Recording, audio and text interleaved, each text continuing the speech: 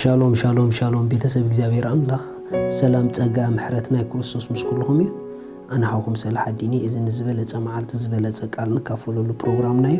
ሎም ድማ ነዚ መዓልት ዝኸውና ህይወት ቃል ሓቢርና ክንካፈልና ኢየሱስ ንዘላለም ጎይታ እዩ ሎም ንካፈሉ ቃል በቃሉ ደይስሕት ሰብአይ ዝብል እዩ በቃሉ ደይስሕት ሰብአይ ትክክለኛ ሰብአይ ማለት በቃሉ ደይስሕት እዩ ትክክለኛ ሰብአይ ማለት ንቃሉ ዝነብር እዩ ትክክለኛ ሰብአይ ማለት ግብሩን ቃሉን ሓደ ዝኾነ እዩ በዓይና አምላኽ ሰብአይ ተባሂሉ ድጽዋዕ ናይ ደግ ጉብዝና ዘለዎ ዘይኮነ ናይ ውሽጡ ጉብዝና ዘለዎ እዩ ስለዚ በሐቂ አሰቁ ዲኹም አይኮንኩም እንደወሰን ንቃልኩም ክሳዕ ክንደይ ትነብሩ እዩ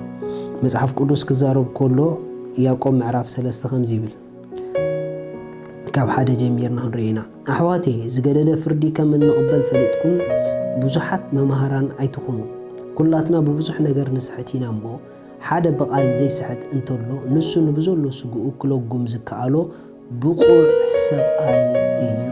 ሪኹም እታ ብቁዕ ትብል ማቹር ቡሱል ማለት እዩ በዓይና አምላኽ ቡሱል ሰብአይ ዝበሃል መን ይተዳይልኩምኒ በዓይና አምላኽ ቡሱል ሰብአይ ዝበሃል ከምታ አምላኽ ንቃል አፉ ደኽብር ሰብ እዩ ክሳዕ ክንደይ ካብ አፍኩም ዝወፅእ ቃል ትክክለኛ ዝኾነ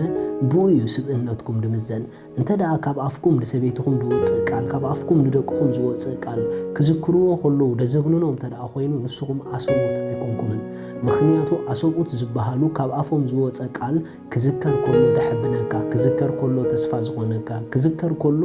ንህይወት ንምንባር ክቅፅለካ ዝኽእል ዝነድቕ ቃል ካብ አፎም ዝወፅእ በረኸት ዘለዎ ቃል ካብ አፎም ዝወፅእ ጸጋ ዝተመልአ ቃል ካብ አፎም ዝወፅእ እዚኦም በዓይና አምላኽ አሰቡት እዮም ምክንያቱ በዓይና አምላኽ ስብእና ናይ ውሽጢ ብጽሕና እዩ ሪኹም ሓደ ሰብ ብውሽጡ ተዳኣ ክዓቢ ጀሚሩ ካብቲ ሓደ ብውሽጡ ይዓቢ ከም ዘሎ እትፈልጦ እቲ ካብ አፉ ዝወፅእ ቃል አብይ ኢኻ ትረኽቦ ሪኹም እቲ በቃሉ ደይስሕት እሱ ንብዘሎ ስጉኡ ክለጉም ድኽእል ኢልዎ ብሱል ሰብአይ ብቁዕ ሰብአይ ኢኻ ኢልዎ እዚ ማለት ንህይወቱ ኮንትሮል ክገብር ዝኽእል እዩ ማለት እዩ ክብርና አምላኽ ይኹን ስለዚ ሓደ ነገር ሕሰቡ ቃላት አፍኩም ካራክተር ናይ ቃል አፍኩም ርአይዎ እንተዳ ካብ አፍኩም ዝወፅእ ቃል ብድዕ ትዕቢት ዝመልአ እንተዳ ኮይኑ ንስኹም አሰቡት አይኮንኩምን በዓይና አምላኽ አሰቡት አይኮንኩምን ምናልባሽ ካብ አፍካ ዝወፅእ ቃል ንሰቤትኻ ስለደንቀጥቀጣ ሰብአይ ድኾንካ ኮይኑ ተሰሚዕካ እዚ በዓይና አምላኽ ስብእና አይኮነን ክሳዕ ክንደይ ደቅኻ ነቲ ካብ አፍካ ዝወፅእ ቃል ዘኪሮም ኣብ ህይወት ንምንባር ተስፋ ዝገብሩ ክሳዕ ክንደያ ሰበይትኻ ካብ አፍካ ዝወፅእ ቃል ሰሚዓ ጽባቕያን ግርማኣን ድረኣያ ይሲ እንተደኣ በቲ ካብ አፍካ ዝወፅእ ቃል ግርማኣ ጽባቕያ ድረኣያ ተኾይና ንስኻ ኣብ ቤትካ ትክክለኛ ሰብኣይ ኢኻ ኣብ ህይወትካ ትክክለኛ ሰብኣይ ኢኻ ብሓፈሻ ቡሱል ሰብኣይ ዝበሃል ቃል አፉ ከም ሓሳብ አምላኽ ዝኾነ እዩ ብሱል ሰብአይ እኹል ሰብአይ ዝበሃል ብደጊኡ ዘይኮነ ብውሽጡ ዝበፅሐ እዩ